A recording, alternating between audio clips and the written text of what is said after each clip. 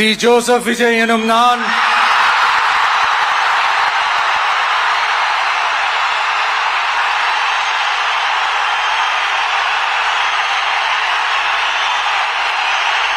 சட்டப்படி அமைக்கப்பெற்ற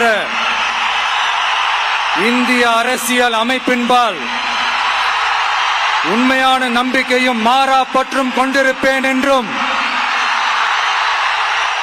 இந்திய நாட்டின் ஒப்பில்லாத முழு முதல் ஆட்சியையும் ஒருமையையும் நிலை நிறுத்துவேன் என்றும் தமிழ்நாட்டு அரசின் முதலமைச்சராக உண்மையாகவும் உளச்சான்றின்படியும் என் கடமைகளை நிறைவேற்றுவேன் என்றும்